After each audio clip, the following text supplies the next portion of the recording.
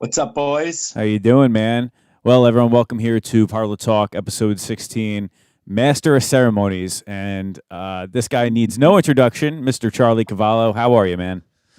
Hey, I'm good. I'm good. Good. Doing the best we can actually during this, you know, craziness, wine and music. That's what's making it work. Absolutely, man. We're super excited to have you here. We're just going to chop it up a little bit. I know you wear a lot of different hats and you do a lot of different things, but your primary gig is Master of Ceremonies, Master on the mic. And I think a lot of people are interested in hearing more about kind of your journey, a little bit more about Charlie Cavallo, the guy behind the microphone, and that's really it, man. So we're just excited. Yeah. We're excited to have you on. So when was Cool. your? Thank you for having me. How long have you been DJing? Because I know you DJ and you MC. You do both. Yeah. So I would say, let me see. I'm probably since I'm like 14 years old, actually starting clubs and stuff like that at a young age. Um, by the time I was 15, I was DJing at the Palladium. I had an opportunity when I was doing this club in Staten Island called the Wave, the Junkyard. We had been like a bridge and tunnel promotion crew that we just were doing really well. And at that time, the Palladium was looking to change their format. Excuse me while I adjust this. So we kind of got lucky at that time, and I was their DJ. So I started DJing at Palladium, Limelight, and all that when I was 15. Worked there for a couple of years. That's actually where I first met Bon. We had been doing a bunch of clubs together and stuff. And from there, it turned into working at Expo in Times Square and China Club and a whole bunch of other clubs all over the place. Right. So in between that, I was always doing my DJ company because I started that when I was about 15. So I was doing weddings and sweet 16s and all kinds of different events at a young age. And I always did both. Always did both clubs and parties at the same time. Had a big promotional crew that I was working with, that we were just dominating the city scene. And so it was good. It was interesting. I started really young and had a chance to really conquer the city by the time I was 19 years old. And I was doing a lot of concerts and stuff, concert promotion too. Right. At that point, that was right before I went down the shore. When I was, before the age, and kind of nobody knew that. Right. But Right. it was interesting, at my 21st birthday, Frank was like, "Hey, happy birthday." He was like, "How old are you?" And I'm like, "Oh, 21." He was like, "What?" So it was kind of interesting. Started there young, but it all turned out well. Those guys have been treating me well since the beginning. It started off where when I was working in the city, I was working at Expo at Times Square at the time, where like LaBouche was big and stuff like that. Yep. Yep. So I was doing concert 2 weeks after that. My first time I ever went to DJs. I walked in the club. A couple of friends of mine knew some of the door guys and whatever, and they said, "You got to check out this club. You got to check out this place." And I was like, "Look, dude, you're sending me down to Jersey."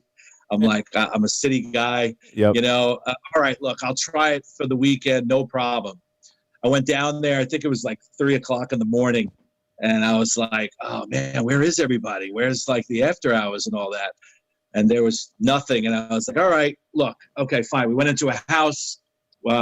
Somebody had rented a house down there. So we had the opportunity to stay over.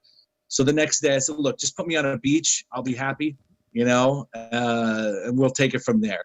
Sure enough, on the beach, and I'm looking at across the street, I'm going, what is that place over there?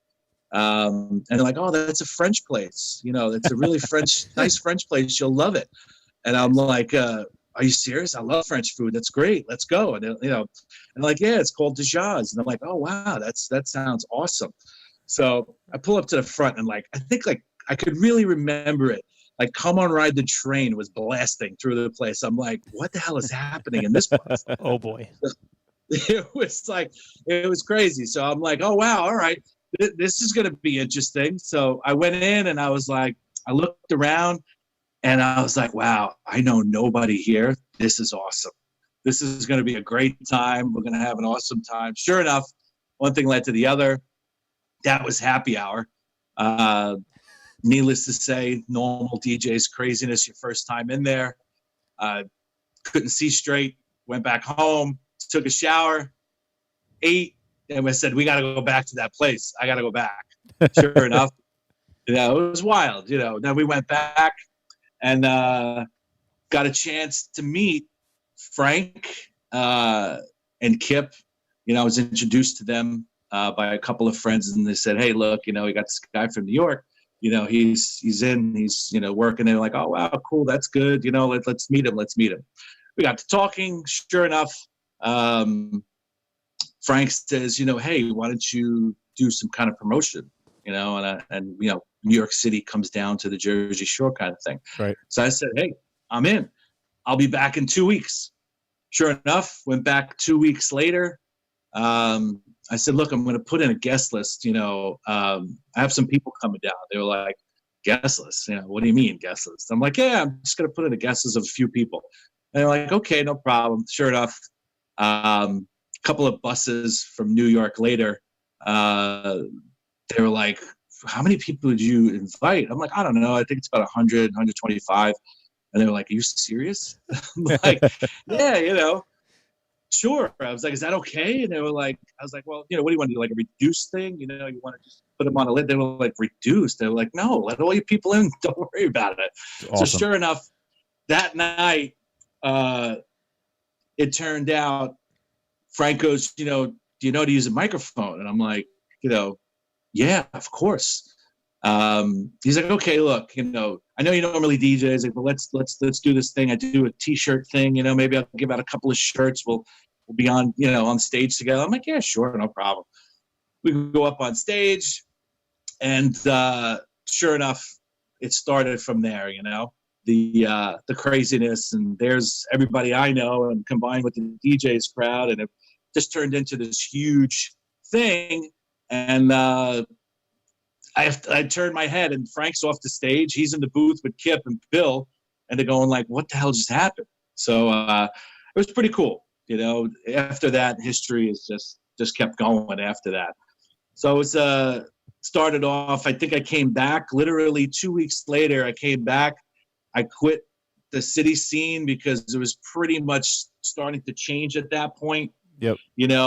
All the big clubs were closing, Palladium was done, Limelight was done, all that stuff was done.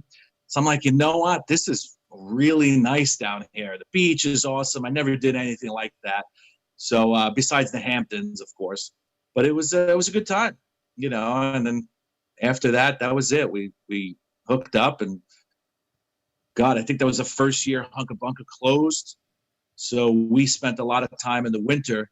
They came to the city to where I was working and stuff like that. And, we just remained friends after that and started the whole next summer. It was pretty wild. That is awesome. So tell me this here. I mean, you dropped a lot of awesome tidbits there. Let me ask you this. If you were a city person, you didn't go to Hunka Bunka? Like you were either a Jersey Hunka Bunka person or a city person? I was too young for Hunka Bunka. I only heard it on the radio. Right. I was still young, and I was just doing the city stuff. That winter, we hung out the whole winter. We were going to different clubs in the city. They kind of wanted a new, fresh approach to how to, what's going on in the city. Kip and Frank have been doing DJs Hunka Bunka for so many years. They knew DJs in Hunka Bunka, so we kind of got some fresh. They got some fresh ideas, and But then again, the summer started again, So that summer I started DJing at DJs, started doing happy hours and stuff like that. And then literally between weddings and parties, every chance I got, I was back at DJs because it was just so much fun. It was so different than what I was used to. And I just automatically fell in love with it, So it was pretty cool. That's amazing, and I know personally it's still really fun, Still fun. and Oh yeah, and still a yeah. really good time. It's doing okay. It's doing all right. It's not doing so bad. But the good thing was I always had a little bit of both. My wedding business was doing really well. Um, you know, doing both at the same time, obviously, I was getting weddings out of it too, like, oh, hey, you play down at DJs. Oh, let's have you at our wedding. And, so that was a big deal too. I heard there's a rumor going around that you can get married at DJs. Have you ever done a DJ's wedding at DJs? Yes. Every single wedding that's been at DJs I've done. It's been, it's actually quite an experience. We dress up the whole place. The food is done by Justin, which is amazing. Frank puts his flair on it. It's a really great wedding actually. So yeah, it's true. You can rent out DJs to do your wedding. Who do you MC it? Who DJs while you're MCing, or you do both? It depends. I got a couple of guys that I work with. A lot of times I usually, believe it or not, take care of the whole beginning. I do the entrance, all that, first dance, all that kind of stuff. In the beginning, all the formalities. And then I have a DJ that backs me up. And then, it depends. John Ferruggio does a lot of weddings with me. I have a bunch of other guys that work with me, that back me up. And then I'll go on and do a set. We'll go back and forth. It depends upon, I guess, the client, what I think they really need. Yeah. If I can handle it myself, I'll do it myself. As long as I have a light guy and a video guy and, somebody backing me up, that's what I'll do. But if I feel like I'm going to need to be out there a lot more, I will gladly have a guy play the whole night and I'll just worry about emceeing, Bring in the whole experience, right? I love that. And I think that's a really good approach, and that you can do both, right? Because I think it's good to be able to also play the music and be able to talk on the microphone. So it's awesome. I mean, understanding, the music end as an MC is a huge thing. Knowing the music, when to talk, when not to talk, is also a big deal. I mean, look, I love playing. I had a lot of years playing in a lot of clubs. For me, I do my Sundays at DJs and I have a blast, but no reason for me to keep on playing when everybody else could play and I could just grab the mic and have fun, Yeah, that's a really good point. And you host along with Frank, you guys host the infamous T-shirt giveaways on the weekends, right? That grew to a crazy measure. We started with just simple DJ's logo shirts, the red logo and white shirts. And then, with the theme party Thursdays, Frank and I used to actually iron these iron-on shirts for a theme party Thursday. There was only originally 24 T-shirts at, enough for one dance contest. And then we started with 2 dance contests. But we were literally in the back iron-on pressing shirts for every theme. Oh my God. And then eventually it grew to, props and stuff like that. Once you start having fun, everything just rolls after that. But that's all Frank right there. That's all his mind, his whole thing. I just had fun, along with him, But you guys have we get each other. It's comical at this point. Yeah, but you guys have a good banter back and forth. You guys have a good flow on the stage, and I know Chris and I know people personally that they kill for that. They will do anything to get on that stage, and I've seen them do anything to get on that stage. Personally, have experienced it. True.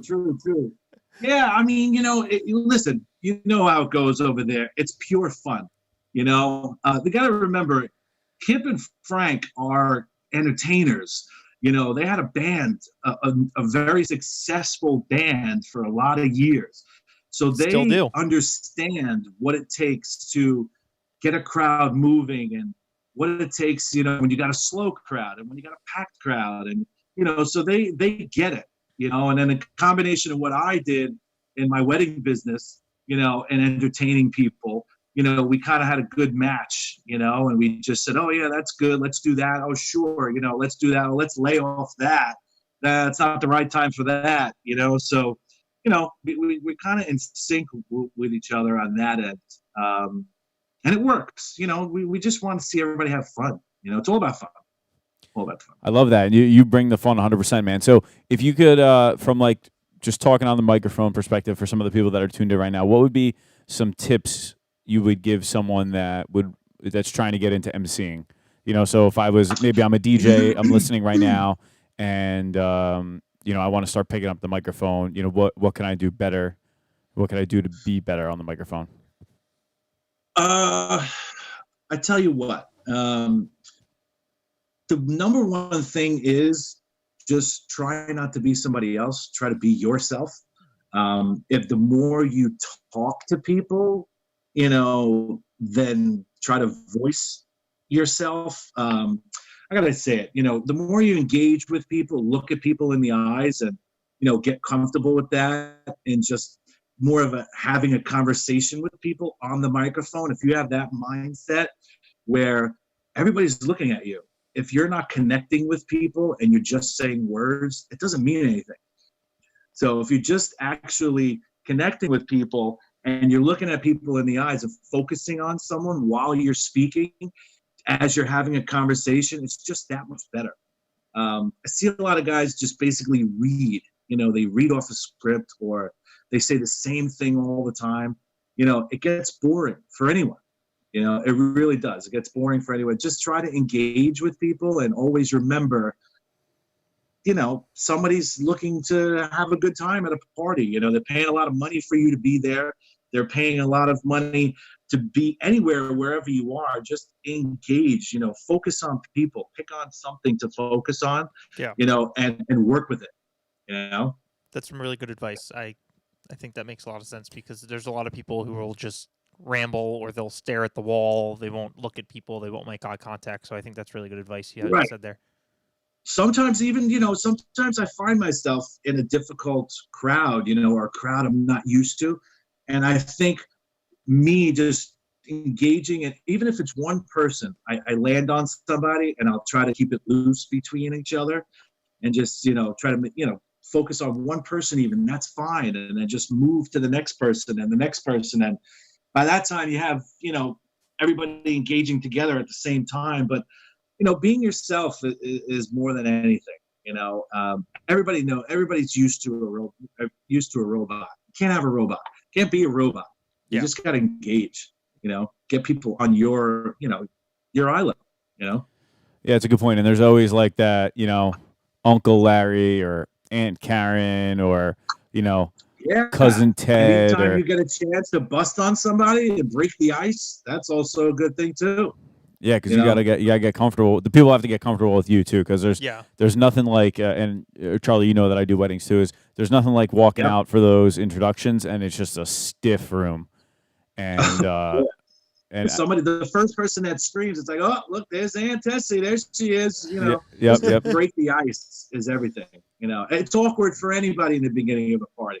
Yeah. You got to hope those drinks kick in and the flow starts, but you got to really engage with people as quick as possible. That's the whole idea. But when it comes to weddings, of course, you got to engage. You got to get down to people's level. You got to be normal, and you got to be nice to people. Nobody likes a rock star. Not at a wedding especially. People just are there. It's in the beginning, it's awkward, and then next thing you know, there's a few drinks flowing, and everybody's having a good time. You gotta think.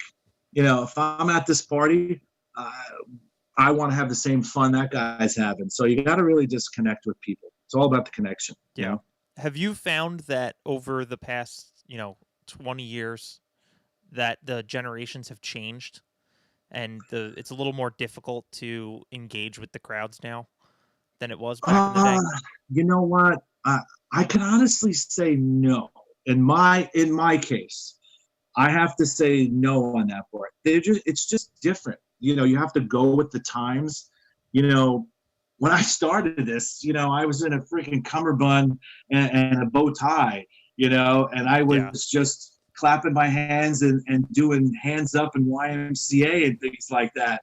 Now it's dressing sharp but it's still about engaging in people. It's still about knowing your people. If you got a young crowd, you got to stay away from the cheese and you got to stay a little more modern. But if most of your crowd at a wedding is predominantly adults, you can't just sit there and, try to be something else other than there. You know what I mean? I sit there and say, oh man, I know my crowd as soon as I walk in. I'm like, oh, this is going to be, we're going basic today. I'm going from old time rock and roll and I'm going to work my way up all the way to commercial dance music only. I can't go any further than that. Then I got my crowds that, I got to play hip hop or I got to play harder dance music. But the number one rule of thumb that I have in the wedding business especially is you can never forget your older crowd. You can never forget the older guests that are there, because you know what? Honestly, they're the first ones that are going to complain. That's number one. Number two, they're the first ones that are ready to get up and dance. A younger crowd is not ready to get up and dance yet.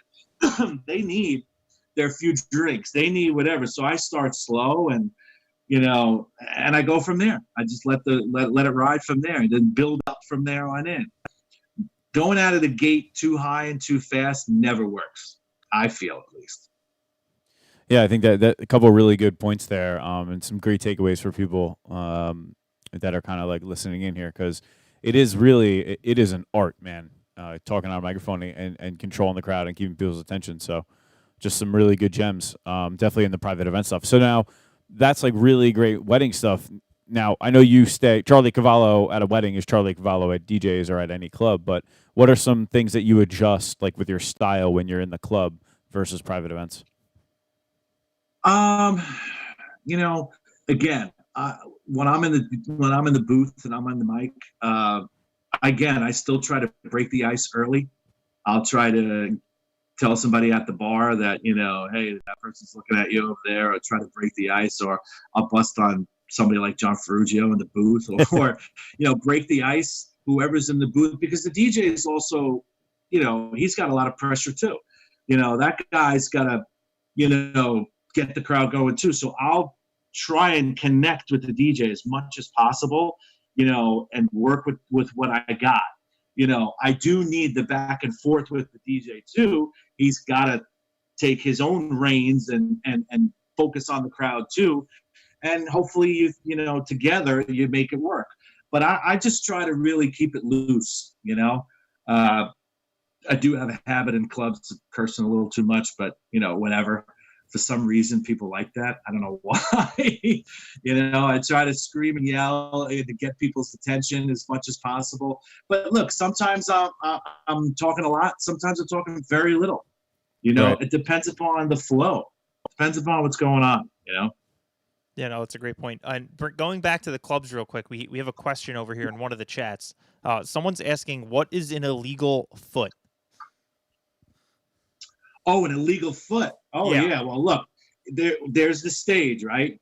If your foot is on the stage, it's like you're already like saying, hey, I'm picking myself. And you just can't use the rule number 4 on your own. So if your foot is on the stage, that is an illegal foot. Got it. All right. So you can't have your foot on the stage. It gets crazy up front of the stage. Everybody wants to come up. Everybody wants to do whatever. So I think the only way I've tried to do it is just to be fair. And just say, look, everybody just relax. We're trying to have a good time. Everybody's trying to get up here. Don't invite yourself up on stage, because everybody else is working just as hard to do the same thing, Yeah. All right. So illegal foot. No, don't try to climb onto the foot. stage until you're invited. Rule to everyone out there who goes to DJs. What's you want to that? get picked. I said that's the rule. If you want to get picked to come up on stage at DJs, don't put your foot on the stage. Yes, have respect. All right. You get a lot further being nice than you do being like annoying. Just put it that way. Yeah. No, true. I mean, it's a lot. A lot of people. Everybody's drinking. Everybody's having a crazy time. Everybody gets a little aggressive. But you know what? You just try to keep the cool with everybody and try to make everybody have fun and try to pick as many people around the stage as possible and be cool with everybody as possible. But you have those people who are rude and nasty. They're like, why are you not picking me? You know? Right. It's like, why would I? You're mean. You're nasty. And there's 700 other people trying to get on a 12x8 stage to get a T-shirt. So you're like, hey, you got yeah. someone's got to pick, right? You got to be you're the greatest guy to the people you pick, and you're the meanest to the people you don't pick, right? It's like never. It's like a lose-lose. I mean, you know, I try not to be, but you know what? If you're nasty and you're mean, then that means you're going to bring that on stage, and you're going to project that to everybody out in the crowd, and that's just going to kill everybody. Yep. So I try to just keep the happiest, the most fun people on stage, because that shows everybody else out there like, oh wow, they're having fun. I want to do that, you know? Yeah, no, that's a really great point too, because that is what is in the videos. That's what's in the photos. That's everything that's going out on social media that night, the next day. You know, promotion for the next week. It's important to have those people around you, for sure. Yeah. And Charlie, just for everyone watching, can you remind us all the rules? Oh gosh, here we go. Rule number 1, you got to be dancing. Rule number 2, you got to be smiling. Rule number 3, always remember to shake your ass. And rule number 4, which is the most important rule, do not pick yourself. There you go. That is that is. You can't pick yourself. Do not pick yourself. Can't pick yourself. We change all the time. Yeah, but you know, we're awesome, just trying to get everybody to have fun. You know, that's what it's all about. With DJs, is just fun. You know, a lot of people ask us over the years, like, oh, you know, what is it you guys do? You know, and I'm like, you know what? It's not that hard. We just try to make everybody have fun. We just keep it simple, and we engage with people. You know, it's just like everybody, all the promoters that work there, where they're trying to go around and talk to people, say hello. You know, Frank and I and Kip, we go around, we talk to people. All the DJs, everybody talks to people. That's what it's about. You know, we're not holier than anybody. We're regular people. I like to have a drink with people. I like to talk to people. You know, it's real easy and real simple. But that's what keeps DJs going. Or just a general rule, you know, making everybody have fun is an art, you know, and everybody should embrace that. I've never been a fan of the cocky DJ or the cocky MC. It just doesn't work, you know. It really doesn't. Everybody just wants a normal person to hang out and have a good time. So the more normal you are in the business period, at a wedding, you know, I know guys that go into catering halls and they go blast off, you know, to a catering manager. I'm doing this. I need my space. I need this. It's like, wait a minute. Yeah, you're coming into somebody else's house, you know, meet the catering manager, say hello. Everything's going to be okay. You know how you go to a catering hall, they all say like, you know, oh, don't touch that. Don't touch that. Well, I'm not that guy. Nice to meet you. You know, we're here to have a good time. We're here to make it work out for the bride and groom. Let's get together. Let's work on timing. Let's work on everything. You know, that's important too in the business. You know, working with the house. You know, it's just like going into a club. You know the club's rules. Know what they're about. Maybe some clubs want you to do shots and stuff like that. Some clubs don't. You know, you got to know the rules. You can't just take over every place you go, you know, and that's all anybody could ask for. Follow the rules. Yeah, and eat some humble pie. I think you summarized. Happy that you're there, you know. That's what it's about. I couldn't agree more. I couldn't agree more. And that's just like, those are some of the basics, but they're some of the most often overlooked things by entertainers as a whole, you know. So I definitely agree with all that. Respect the house. That's the old school game in any business, you know. Respect the house. Just be happy you're there. You know, it is kind of hard, you know, for people to understand that for some reason. You know, some guys walk in, DJ, and leave. You know, that's a hard thing to do at DJs.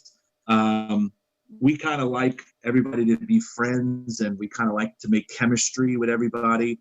We like guys to hang out and engage with the crowd and talk to people. It is important, you know. It is important, you know. Otherwise, we can just get anybody to DJ. We can get anybody else to be there, right? You know, we don't need, you know, that guy to come in. We want everybody to just have fun, relax, Yeah. That's the way it works. We're more of a family over there. You guys know that. Yeah. It's a family situation.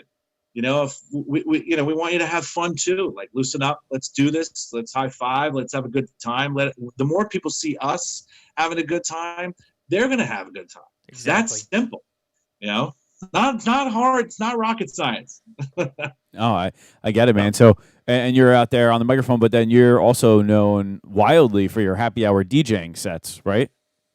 Sunday fun day, yeah. I mean, I used to do a lot more, but again, I'd rather let somebody else play. But as long as I have my Sunday, that's something I've been doing for 24 years. I like setting the vibe early and setting. I usually set Kip up to come on, or somebody else to come on after me. I just like setting the tone. Sunday afternoon has always been like, let's throw a little curveball at people. Let's play some different music that they're not used to hearing all weekend long.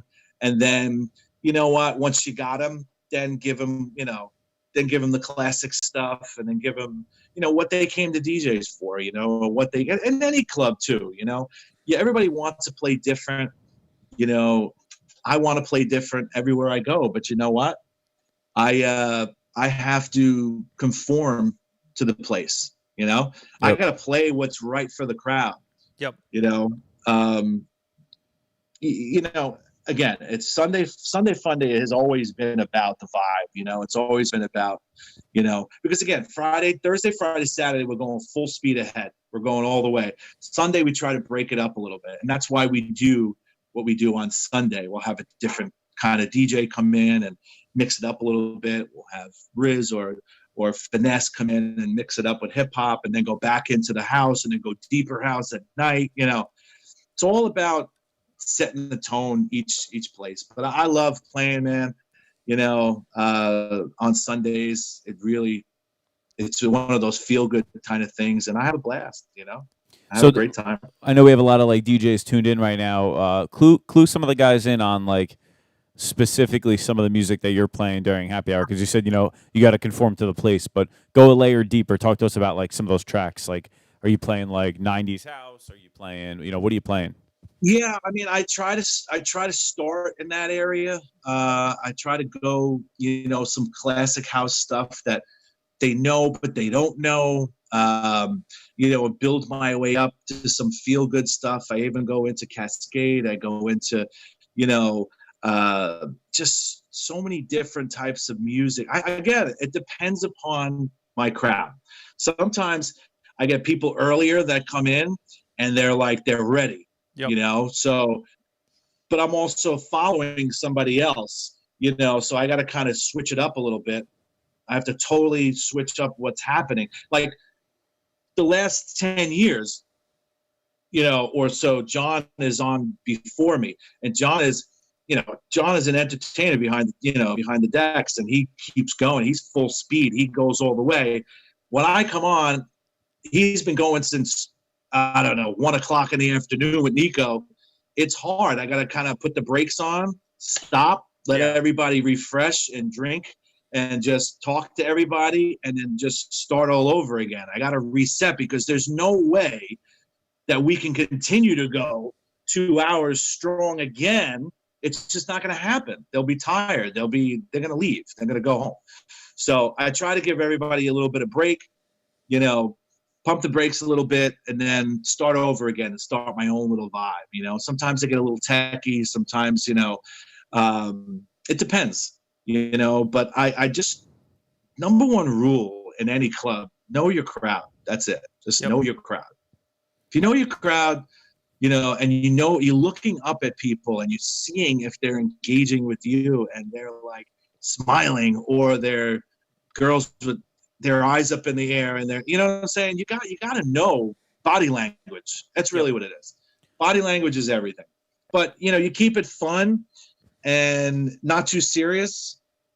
That's just how that place works, No, I love that. And I loved what you said about knowing when to reset the room and taking a risk. It's a calculated risk, but you're taking a risk. You're saying, hey, I got to just let these people cool them off for a second and then bring your own vibe. And I love that you said that, and that is just an invaluable piece of advice for any DJs that are listening right now, because that'll let people really know that you can command that room. So, Charlie, just Yeah. awesome, just knowledge, man, for any of the DJ family out there listening right now. It's just keeping it real, man. If you're not real, look, I was never the cut and the scratch guy. I was never that guy. But you know what? I played in more clubs than most guys can ever dream of. You know why? Because my mindset was always people. I always knew how to promote. I always knew how to bring people. I always knew how to talk to people. And I always respected the house. Yep. Guys, they want to invite you back. They want you to say, you know what? That guy was great. And you know what? People had a good time. Let's have him back. I know what to play and how to play it and when to play it. I'm a smooth mixer. I can mix in and out of anything. Fine. I'm not, but that's my craft. My craft is mic and DJ at the same time. That's what I do, but not everybody has that, but you know what? You have to have your own style. And especially right now, as there is few clubs out there left, you got to have your own thing. Otherwise, you know what, dude, there's 50 of you guys, and there's just so many other guys that can play better than you and do whatever. But you know what? I feel being humble, like you said before, is number one. Respect the house, concentrate on your crowd and your people, and just never leave that. Focus at all times, and know who you're playing to.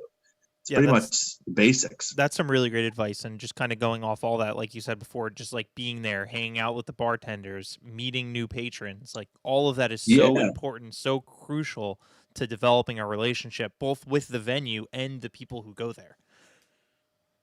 Right. Look, I'm in my 40s, and I still adapt. I adapt. I adapt to the crowd. I adapt to the people. I got my kids' friends that come there, and they still think it's the greatest thing in the world, and I'll do that until I look like that old guy or I am that old guy, but it's just about, again, I don't take myself too serious. I think that's kind of what, that's me. I don't take myself too serious. I just do whatever it takes to make the night work. Like I care how the afternoon went, how the night's going, how are we doing? How are we doing as a business? You know what I mean? Is it time to call a shot special? Is it time to do a social with everybody? You know what I mean? Just feeling out the crowd is everything. I'm crazy about that. I look at everybody's eyes. I look at everybody's body language. Are they having fun? Is the noise level too high? Are too many people talking, versus singing?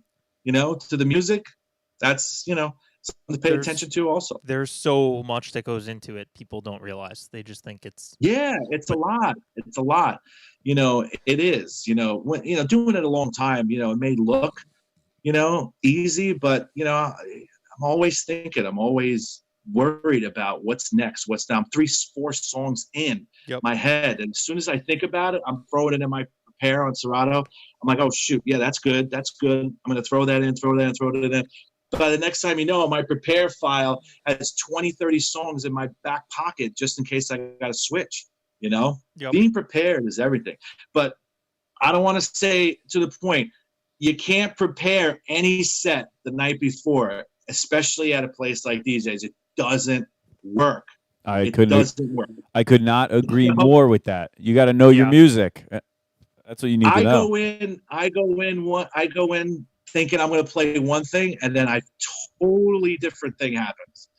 That's just the way it goes, But that's having enough music in your arsenal to just be ready for anything. Yeah, no, it is what it is. That's a great point too. I played there a couple times last summer with you, and I would say I would build out my crates for DJs, but about half of the time I would just venture off to wherever I had to go. Because you just never know. Yeah, you just never know. I think being prepared it literally is weird. 1 week it goes one way, and the next week it goes another way. Being there every Sunday, it's literally a flip back and forth. I don't know what it is, but it just happens. It happens. Which is okay. Like I'll try to stay a little more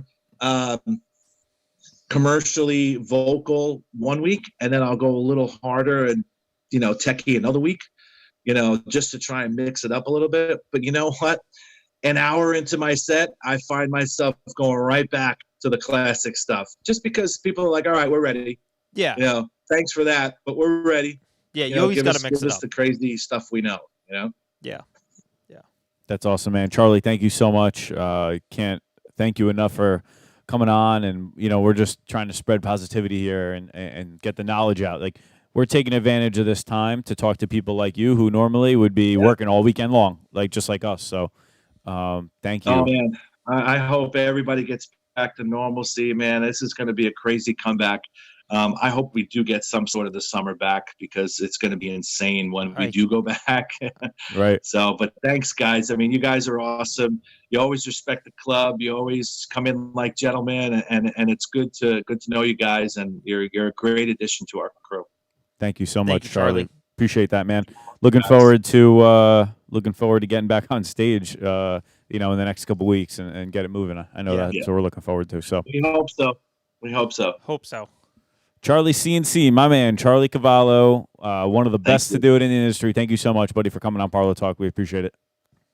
Thank you. Cheers. Have a good one, guys. Thanks, Charlie. Take care, brother. Cheers. See you, bro. Thanks, guys. All right, so that wraps it up with Charlie Cavallo, legendary MC and DJ from DJs in Belmar, and all obviously with a very colored background and career. So we're happy to have him on the show. For those of you guys that are logged in over on the Facebook, the best way to support us is go over to our YouTube channel, youtube.com/ClassKills. You can go subscribe at the bottom of our page.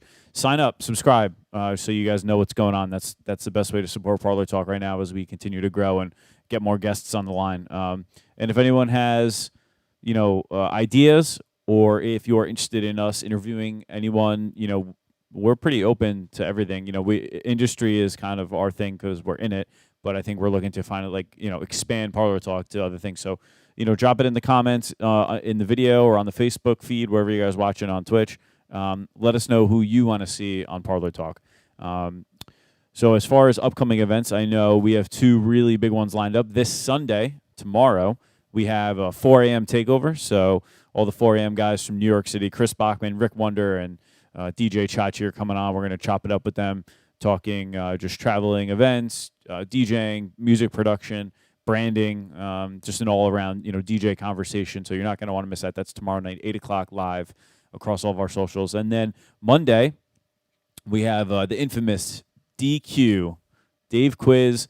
From Porta itself, he's going to be on. He's going to be talking about some of his other ventures. We're going to talk bartending and just a bunch of really positive stuff. So those are the two shows coming up. Come support us. If you guys are on the Facebook, please hop over to our YouTube, youtube.com/ClassKills, and subscribe to our page. We appreciate it. Thank you so much. That's it. And shout out to our sponsors, Grip Tins, Digital Music Pool, Ledge Official. And obviously powered by ClassKills, the OG team. Shout out to all the CK team that's watching, support tonight. Thank you so much, everyone. Be safe.